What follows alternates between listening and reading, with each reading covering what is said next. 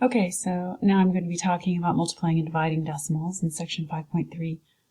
There's a bunch of different objectives, and I'm not doing all of them, but I am going to talk about powers of 10 with multiplying and dividing, writing fractions as decimals. Last section we talked about decimals as fractions. Now we're going to go the other way, evaluating and simplifying expressions that have decimals in them, and applications. So we're going to start with multiplying and dividing powers of 10. So the directions are there. You can take a look at them by pausing the video if you'd like to. And then I'm just going to show you how to do it. So we've got for multiplication, you want to look at how many zeros there are on the number, and then you want to move to the right that many places. So we're going to take 10 times 65.98. We've got 1 0 here. So we're going to bring the decimal place over to the right 1. And then you are left with 659.8 because it went from here to there, one spot. So now we've got 0.83 times 1,000. So we've got 1, 2, 3 zeros. So we're going to move it 3 places to the right, and we get 1, 2, 3, and you have to add another 0. So you get 830.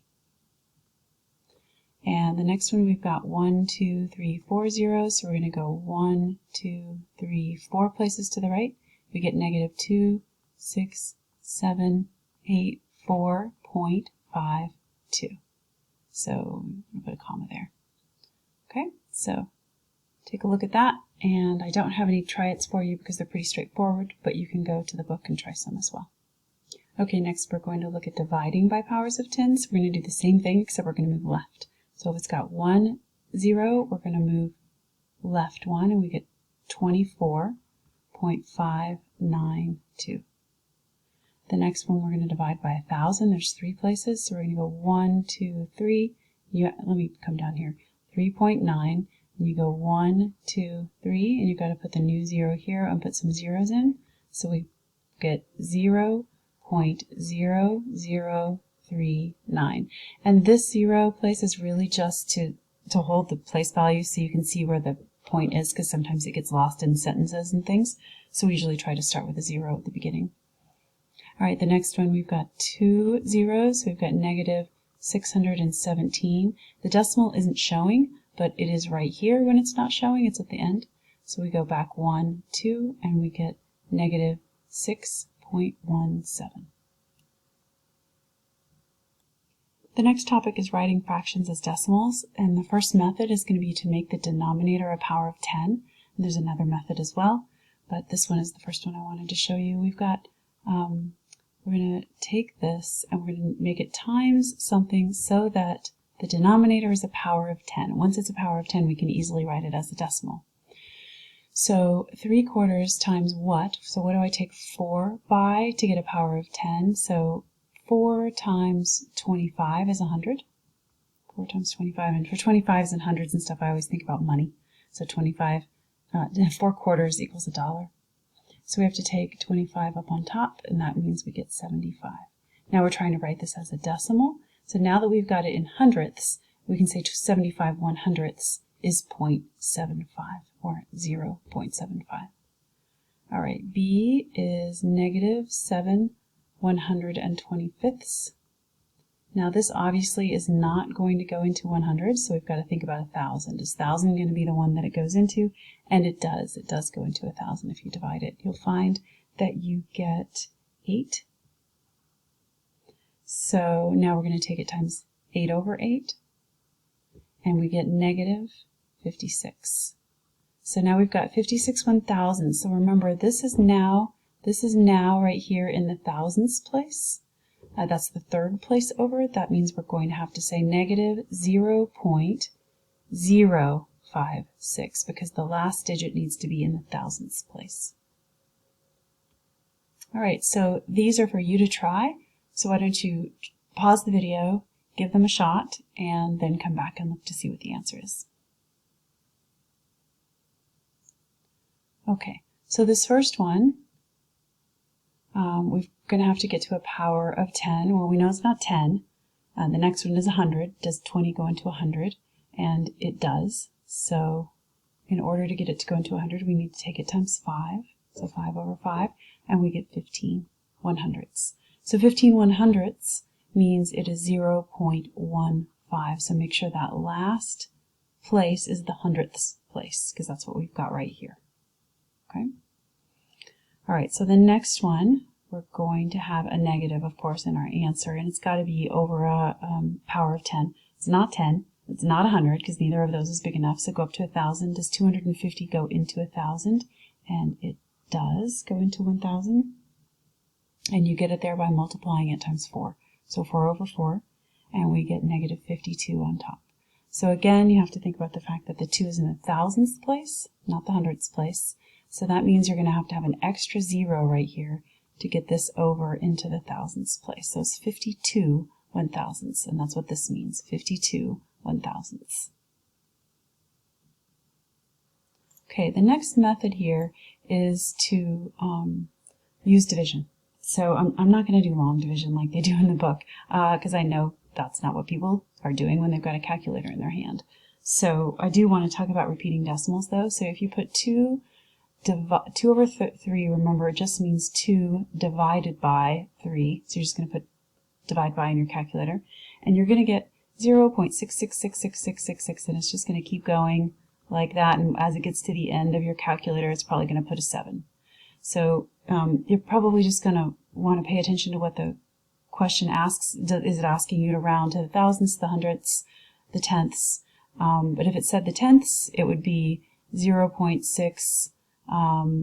Actually, that would be 0.7. Let's say it said to the hundredths, so you would have to round to the hundredths place, which would be 7. But the way to really be exact is to also say 0.6 repeating. So that's how you write that.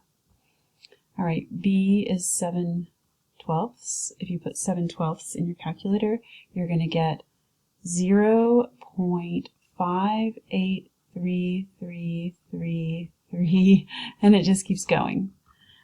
So you would write that as 0.583 repeating. And then, of course, you would round to whichever decimal place they asked you to round to.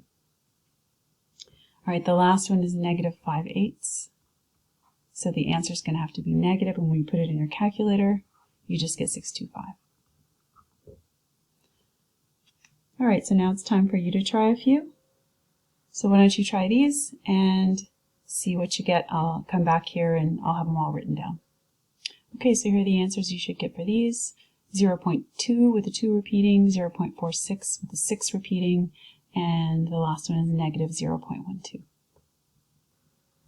Okay, so this next one is just like we've been doing. This is evaluating expressions when we're given the variables. We've got x and we've got y, and then we've got a couple of equations here. So we've got x times y is going to be 2.5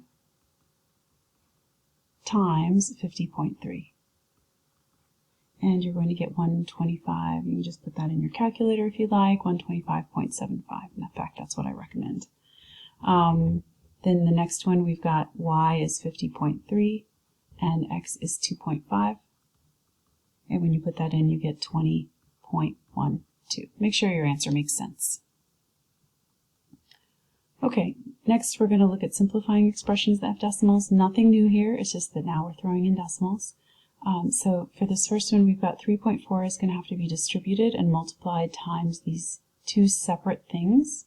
So we've got 3.4 times 1.8x plus 3.4 times 4. So when you multiply out the 3.4 times the 1.8, you should get 6.12x. And then that's going to be added to 13.6. And that's all there is to that one. This next one, remember that we can divide the 4.8 by 3, and it's just times y over 1, basically. So you're going to take 4.8 divided by 3, and you should get 1.6. And that's times the y.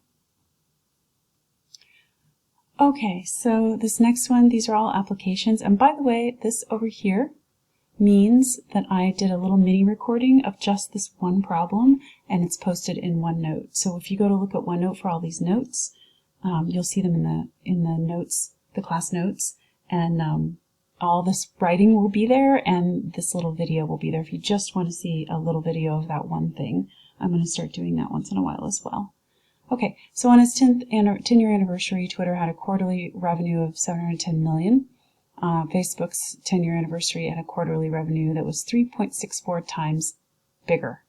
So what was Facebook's quarterly revenue? There's a lot of information here that you don't know. They keep saying 10-year anniversary and quarterly revenue over and over again. The basic idea here is that Twitter was 710 million, and Twitter had a quarterly revenue, and then Facebook's was 3.64 times bigger. Okay, 3.64 times Twitter's. So that means you multiply. So you're just going to put that in your calculator, and I wouldn't recommend taking the zeros off. It gets a little confusing when you try to add them back in, and you have decimals and stuff. So you should get 2,584,584,000,000. I said that on the other video too. 400,000. Okay. All right. The next one is iPhone models. So as of March 2016, 34.3% of active iPhone users own the iPhone 6. The percentage of active iPhone users that own the iPhone 5C was 1/7 that of the iPhone 6. What percentage of iPhone users own the 5C? So basically, it's 1/7 of 34.3%. And remember, when you're using fractions, is just times. Okay, so we've got 1/7 times 34.3. We're just going to leave percent on there. So that just means 34.3 divided by 7, or over 7.